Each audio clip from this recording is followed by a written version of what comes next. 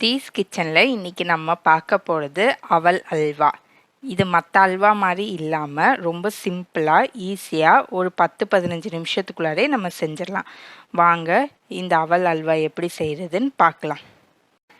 இதுக்கு தேவையான இன்க்ரீடியன்ட்ஸ் என்னென்னு பார்த்துக்கலாம். நான் இன்றைக்கி 1 கப் தின் அவல் எடுத்திருக்கேன். நீங்கள் வேணும்னா திக் அவல் கூட எடுத்துக்கலாம்.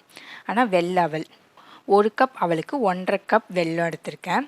10 முந்திரி பருப்பை சின்ன சின்னதாக கட் பண்ணி வச்சுருக்கேன். 2 ஸ்பூன் நெய், 2 ஏலக்காய், ஒரு பெரிய தேங்காயில் பாதி மூடி நான் இந்த மாதிரி சில்லு போட்டு வச்சுருக்கேன். அப்புறம் தண்ணி. இதுதான் இதுக்கு தேவையான இன்க்ரீடியன்ட்ஸ். இப்போ எப்படி செய்கிறதுன்னு பார்க்கலாம்.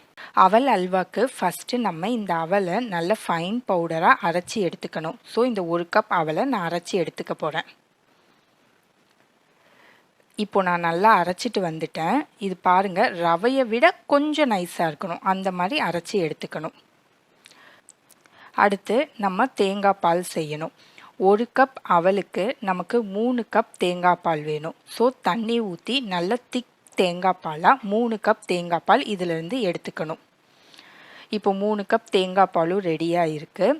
இப்போ இந்த தேங்காய் பாலில் நம்ம அரைச்சி வச்சுருக்கோம்ல அவல் பவுடர், அதை போட்டு நல்லா கலந்து எடுத்துக்க போகிறோம். ஸோ நான் அவல் பவுடரை இதில் ஆட் பண்ணி நல்லா லம்ஸ் இல்லாமல் ஈவனாக எல்லா கட்டிகளும் கரையிற மாதிரி அடுப்பில் வைக்கிறதுக்கு முன்னாடியே கலந்து எடுத்துக்க போகிறேன்.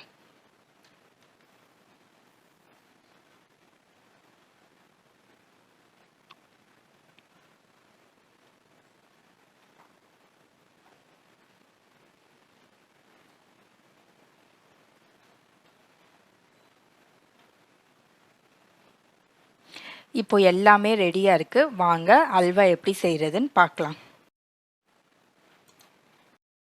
கடாயை பற்ற வச்சுக்கலாம். இதில் நம்ம எடுத்து வச்சுருக்க 1.5 கப் வெல்லத்தை சேர்த்துக்கலாம்.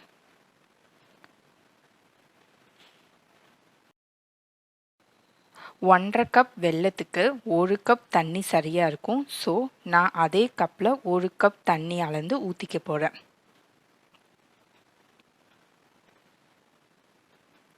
பதம் எதுவுமே தேவையில்லை. இந்த வெல்லம் தண்ணியில் நல்லா கரைஞ்சாலே போதும்.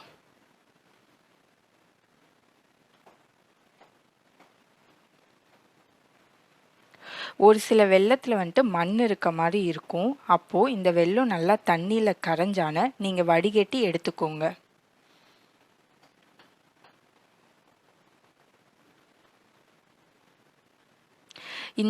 இந்த வெல்லத்தில் மண் இல்லை, அதனால் நான் டைரெக்டாக யூஸ் பண்ணிக்க போகிறேன்.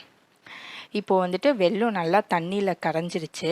இந்த ஸ்டேஜில் நம்ம செஞ்சு வச்சுருந்த தேங்காய் பால் அவல் மிக்சரை இதில் ஆட் பண்ணிக்க போகிறோம்.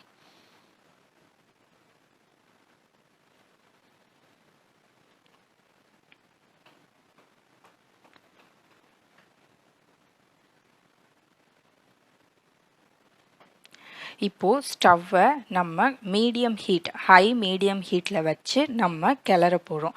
இது திக்கன் ஆகிற வரைக்கும் நம்ம கிளறலாம்.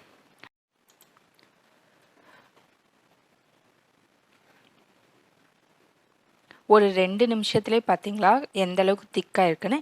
இது நமக்கு நல்லா திக்காகிற வரைக்கும் நம்ம கிளறணும்.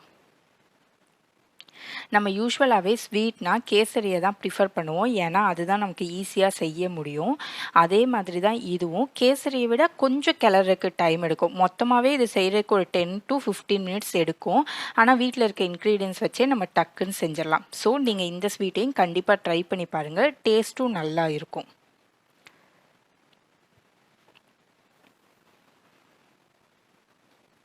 இந்த மாதிரி பபிள்ஸ் வர ஸ்டார்ட் பண்ணும்போது ஸ்டவ்வை கொஞ்சம் சிம் பண்ணிவிட்டு கிளற ஆரம்பிங்க.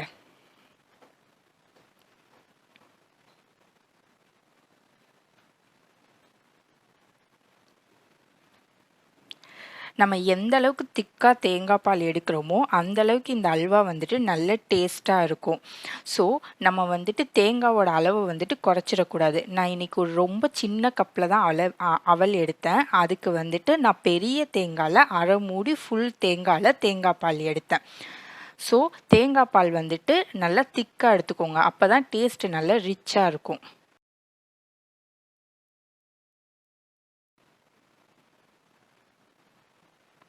இந்த மாதிரி அள்ளி ஊற்றும்போது இது கீழே விழுகாது. இந்த ஸ்டேஜ் வரும்போது நம்ம இடித்து வச்சுருந்த 2 ஏலக்காவையும் இதில் சேர்த்துக்கலாம்.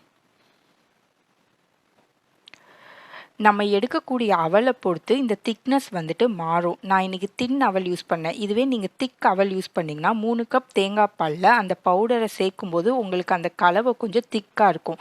ஆனால் டேஸ்ட்லேயோ டெக்ஸ்சர்லேயோ எந்த டிஃப்ரென்ஸும் இருக்காது. ஸோ அவளோட டெக்ஸ்சர் பொறுத்து அந்த திக்னஸ் மட்டும் மாறும். ஆனால் அளவு எல்லாமே இதுதான். நான் இன்றைக்கி வந்துட்டு சர்க்கரை வந்துட்டு 1.5 கப் தான் எடுத்திருக்கேன், வெல்லம். ஸோ உங்களுக்கு இனிப்பு நிறையா வேணும், இல்லை இனிப்பு பேலன்ஸாக வேணும்னா நீங்கள் 1.25லேருந்து 2 கப் கூட எடுத்துக்கலாம். மற்ற அல்வா மாதிரி இது ரொம்ப நேரம் கிளற தேவையில்லை. அதே டைம் வந்துட்டு நம்ம விட்டுட்டோன்னா அல்வா வந்துட்டு அடியெலாம் பிடிச்சிரும், கோதுமை அல்வாலாம். அது மாதிரியும் இல்லை, கொஞ்ச நேரம் நம்ம விட்டுட்டு கூட கிளறலாம். ஸோ இது வந்துட்டு நம்ம நம்ம எப்படி டெக்ஸ்சர் வேணுமோ அதுக்கேற்ற மாதிரி நம்ம கிளறி எடுத்துக்கலாம். உங்களுக்கு லிக்விடாக அல்வா சாப்பிட பிடிக்குன்னா ஒரு ஸ்டேஜ் முன்னாடியே எடுத்துருங்க. இல்லை பீஸ் போட்டு சாப்பிட்ணுன்னா நல்லா கிளறி அந்த பீஸ் பதத்துக்கு வர அளவுக்கு நம்ம கிளறணும்.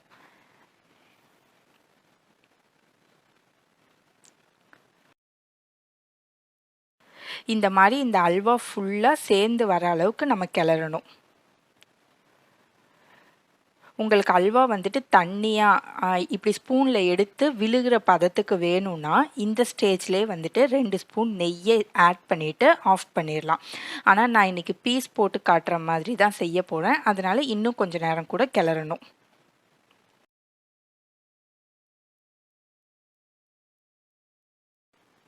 நான் இப்போ செய்ய ஆரம்பித்து கரெக்டாக 5 நிமிஷம் ஆயிருக்கு. 5 நிமிஷத்துலேயே எல்லாமே எப்படி சேர்ந்து ஒன்றா வந்துருச்சுன்னு பாருங்கள்.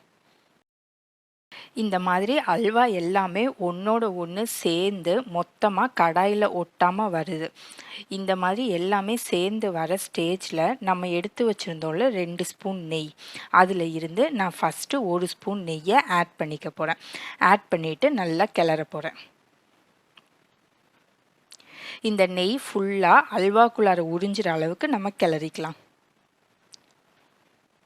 பாருங்கள், நான் 1 ஸ்பூன் தான் நெய் ஊற்றினேன், அதுவே அல்வாக்கு வெளியே தான் தங்குது. ஸோ அதிகமான எண்ணெயும் நெய்யும் இல்லாமல் ஈஸியாக இந்த அல்வா ஹெல்த்தியாக செஞ்சிடலாம். இதே நம்ம கடையில் வாங்குகிறோம் இல்லை கோதுமை அல்வாலாம் பண்ணுறோன்னா நம்ம நிறையா நெய் எண்ணெயெல்லாம் சேர்க்கணும்.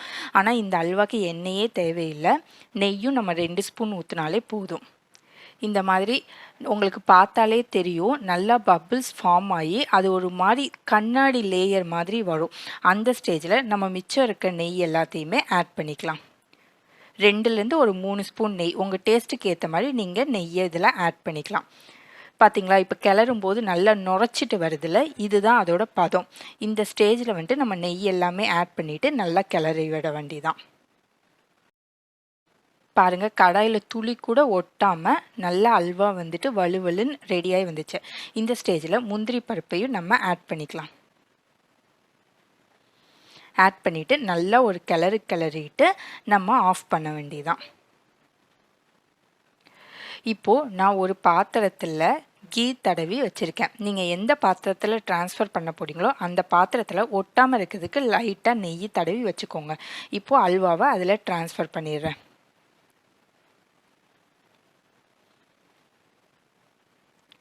ஒரு கரண்டி இல்லைன்னா ஒரு ஸ்பூன் வச்சு இந்த அல்வாவை நல்லா லெவல் பண்ணிக்கலாம்.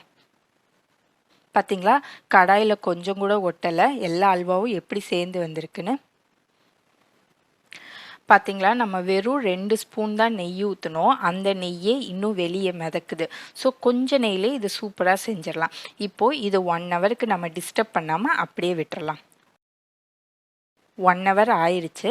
இப்போது இதை வந்துட்டு நம்ம எடுத்து பார்க்கலாம் எப்படி ரெடி ஆயிருக்குன்னு. பார்த்தீங்களா, எவ்வளோ அழகாக நம்மளோட டேஸ்டியான அல்வா ரெடி ஆயிடுச்சு. இப்போ நான் இதை உங்களுக்கு கட் பண்ணி காட்டுறேன். கட் பண்ணும்போதே செம சாஃப்டாக இருக்குது. நமக்கு என்ன ஷேப்பில் வேணுமோ நம்ம கட் பண்ணி எடுத்துக்கலாம்.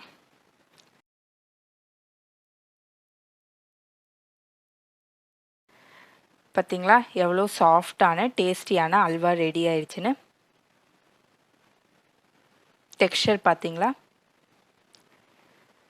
ஸோ நீங்களும் வீட்டில் இந்த அல்வாவை கண்டிப்பாக ட்ரை பண்ணி பாருங்கள். பார்த்துட்டு எப்படி இருந்துச்சுன்னு சொல்லுங்கள். இந்த மாதிரி டிஃப்ரெண்ட்டான டேஸ்டியான ரெசிபீஸ் பார்க்குறதுக்கு தீஸ் கிச்சனை மறக்காமல் சப்ஸ்கிரைப் பண்ணுங்கள்.